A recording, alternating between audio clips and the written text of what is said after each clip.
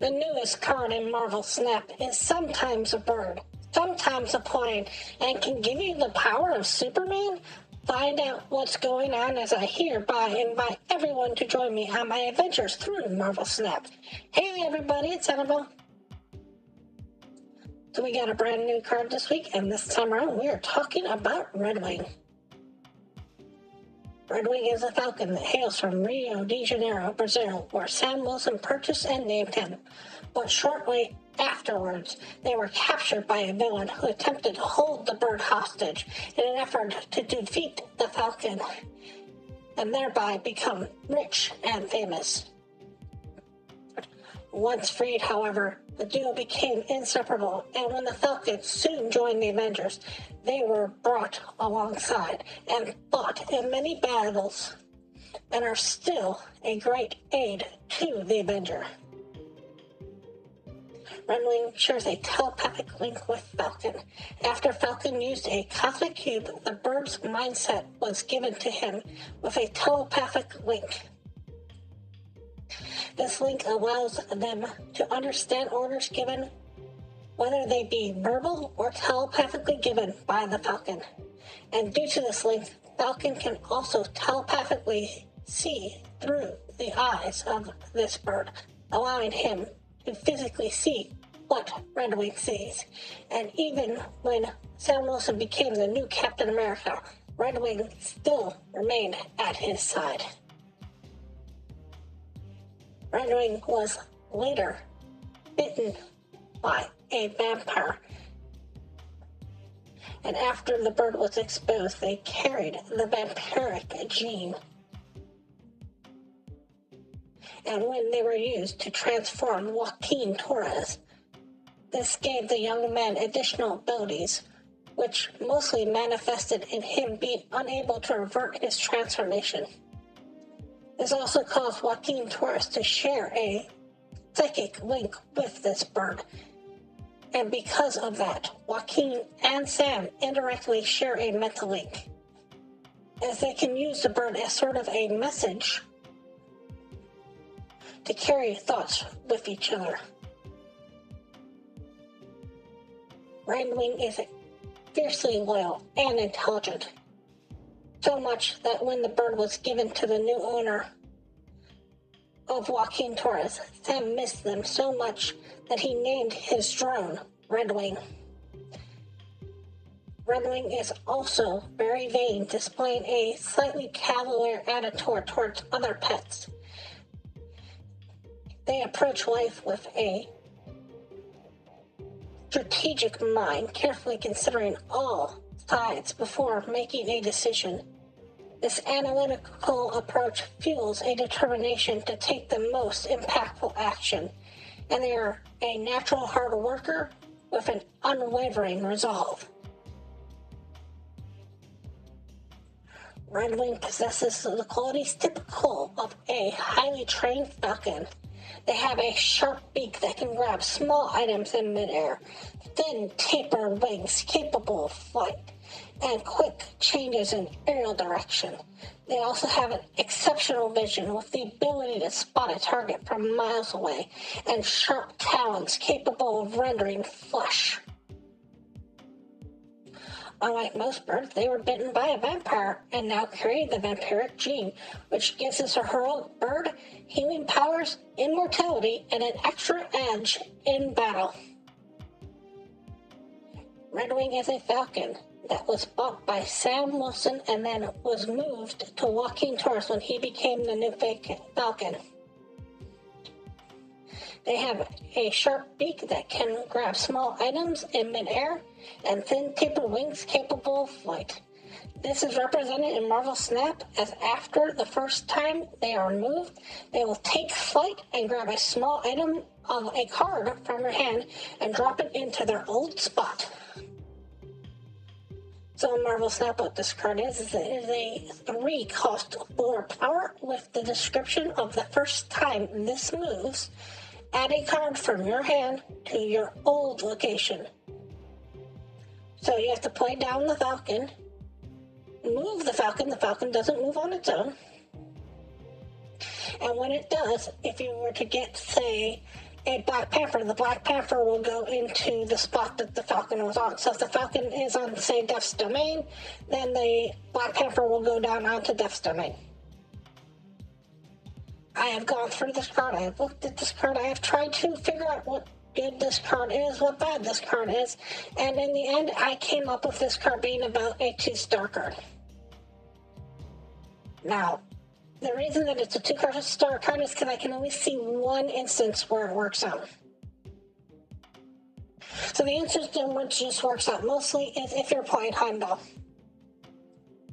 Heimdall has always had a problem of when it does the big move at the end of the game, the spot that Heimdall usually is in is a low power spot or an uncontested spot. This can grab something and place it down in Heimdall's spot, possibly winning you that location. Now, this card does have some problems, and the first problem I want to just talk about is, all in all, if you can't move it, and even when you do move it to a certain degree, you're basically getting the power of a Cyclops. Not a high evolutionary Cyclops, just a Cyclops. So the power stat, the power spike on it is very low. The other card that really brought me to kind of an interesting fact here was the Jubilee. So, unless you can pull off some short shenanigans, and we'll talk about some of the shenanigans that Redwing can do. The first time you're allowed to get power out of Redwing is going to be on turn 4. You can play down Jubilee, basically get a card out of your deck instead of out of your hand, which is thinning your deck, and you're only losing 2 power off that whole transaction. Now, you might be able to play something else on 4 that would be a better 4 for you, but that's just makes me think of Jubilee way too often, and Jubilee is not seeing play. Now, the card that you obviously want to get with this is the Infinite. The Infinite is always the card that you want to get, but it's the same card that you kind of want to get with Jubilee. Now, the problem with that is you can't just run the Infinite. You can't just run big, bad, high-level cards. And because of that fact, you're sometimes going to get cards that you don't want pulled. It's kind of the same problem that Spider-Man 2099 has. This card reminded me a lot of Spider-Man 2099, where you had to put it down, you had to move it, it got a trigger effect. The trigger effect might help you, but it might hurt you. And nobody really plays Spider-Man 2099. Now, since you aren't playing with a lot of move cards, you're probably going to throw Miles Morales in there for the quick play. If you can get the bird to move on 3, that's not the end of the world, because you can bring this down. Also, if you can get anything to move on 3, you can play down Miles Morales and the bird if you're setting up for the move, which isn't the worst thing in the world to get that on a 4-drop. Now, one of the things you have to be careful of is this card does not get the power of extra move. So, you can move this thing 100 times, 200 times, doesn't matter. Once you move it once, it is done. One of the problems I kind of see with this card is the location manipulation that exists. One of the things that Move is known for is getting into locations that you usually can't get into. And what you're trying to do is get cards into locations like Sanctum Sanctorum or maybe Storm's location. To a certain degree, Redwing can't do that. You can move the Redwing over to that location, which is fine, but it's not going to move the card into that location also. That kind of gives this thing a problem when you are playing with certain cards and you're hoping to get into certain locations. Another thing that you've really got to look at is when you're playing Moon, if you're looking for a 3-drop, why not just play Vulture? If you're so concerned about move, if you're trying to move stuff around, just play Vulture. Vulture is 1 point less than the Redwing. And if it moves even once, it's going to be way more powerful, almost than even getting an Infinite.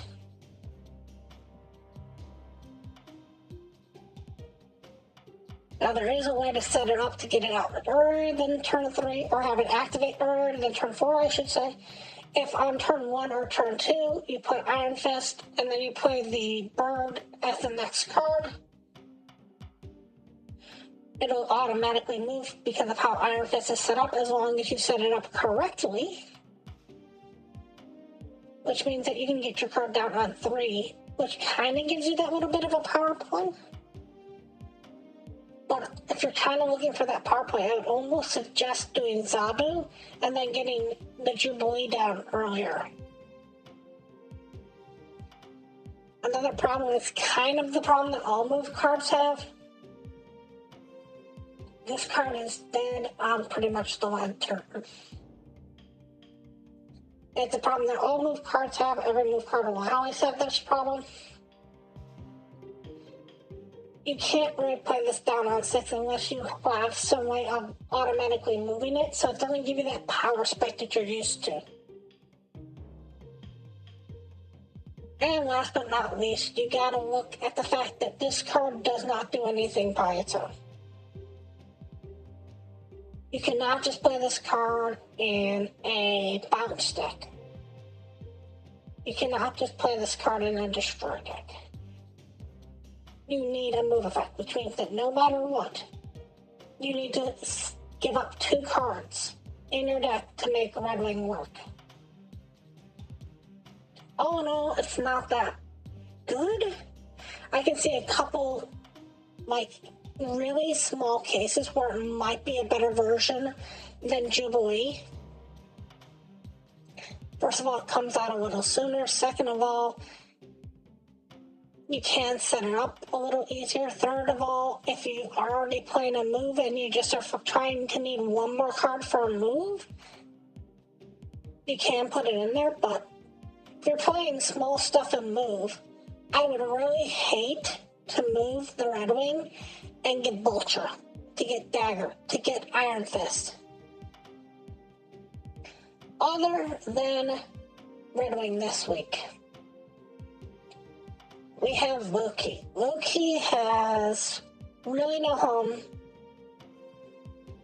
And now that we know that the drops are happening, and we have all the information from the drops,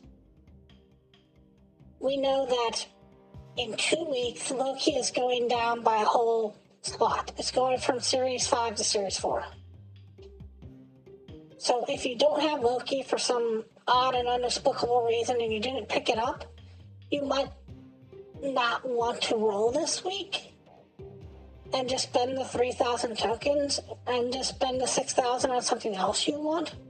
Because they really need to fix Loki, because Loki and Arishem are way too tied together.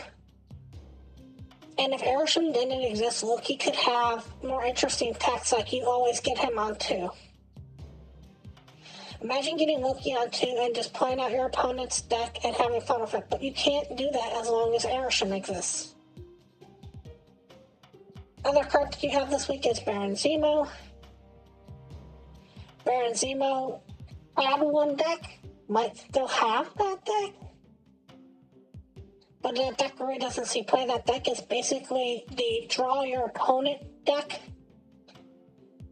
where you basically take every single card from your opponent's deck and eventually they deck out, can't play good stuff, you play better stuff than they played. I am not 100% sure how good that deck is, though I will leave a caveat that with the Sanctum Showdown, I'm pretty sure that Baron Zemo is not a banned card. I will double check. And you might be able to get some nasty, nasty wins by playing the steel deck in the Sanctum Showdown. So, all in all, not that great of a way to grab stuff. Also, because of the series shops.